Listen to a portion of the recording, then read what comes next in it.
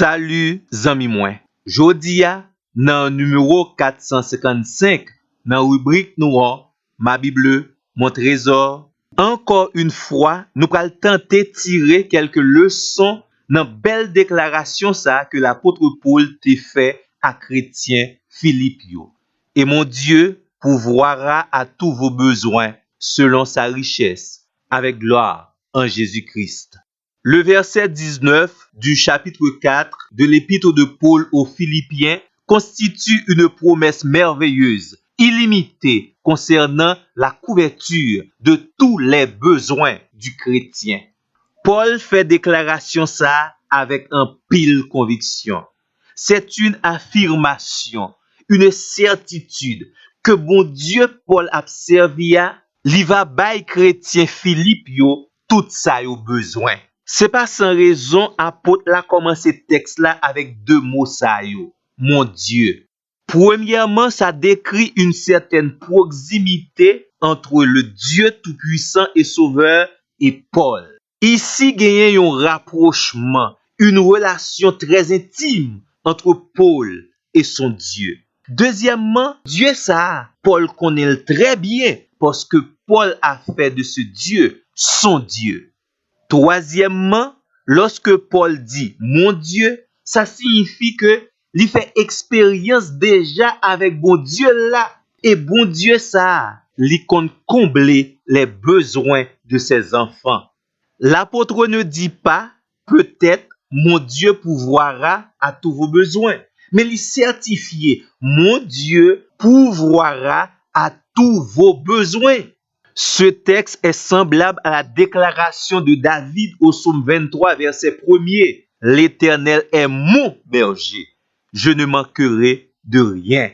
Entre parenthèses, Paul te voulait certifier à chrétien Philippe yo, mon Dieu connaît tous vos besoins. Maintenant, vous avez une seule responsabilité, dépendre de Dieu. En jouet comme ça, zami mwen, vous dépendez de qui ou de quoi? Si vous dépendez d'une créature, rappelez-vous bien, tous vos besoins ne seront pas satisfaits.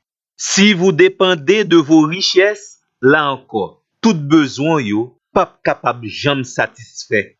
Philippiens 4, verset 19, seul le Dieu tout-puissant, le Dieu qui est riche, pourvoira à tous vos besoins. En passant, on t'y précision, Dieu ne pourvoira pas à ce que nous voulons, mais il pourvoira à ce dont nous avons besoin.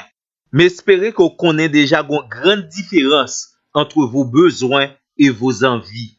Rappelons que Dieu connaît et s'intéresse à tous vos besoins. En commençant ce texte par mon Dieu, apôtre Paul invitait chrétien Philippe pour ne pas dépendre ni fixer regard sur les bénédictions et les provisions, mais plutôt de regarder à la source des bénédictions, à celui qui pourvoit les bénédictions, à Dieu.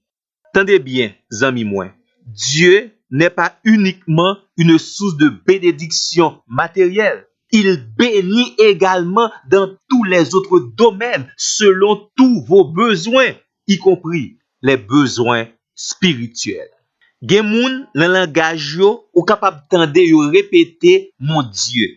Mais c'est simplement une plainte, une supplication profane. Mais pour le croyant, pour l'apôtre Paul, c'est une confession, une justification. Mon Dieu agira certainement dans vos besoins. Gagnez toi l'autre bagay dans texte là. Dieu pourvoira à tous vos besoins, non pas dans sa richesse, mais selon sa richesse. Une grande différence.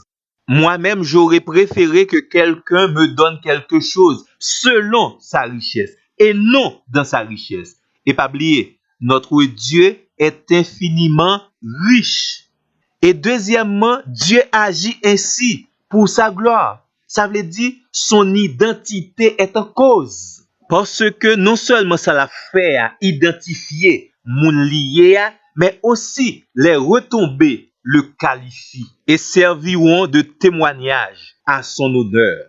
Troisièmement, Dieu agit ainsi selon les mérites de son Fils Jésus-Christ. Pour bénéficier largement de l'intervention de Dieu selon l'immensité de sa richesse, il faut se trouver en Christ. Dans ce sens, un chrétien, c'est un monde qui est intelligent, c'est un monde qui range cabane avant dormir l'angile. Et ou même amis moi, est-ce que vous vous sentez concerné par cette promesse merveilleuse de Dieu? M'pa di rien encore non, seulement continuez suivre rubrique ça. Merci.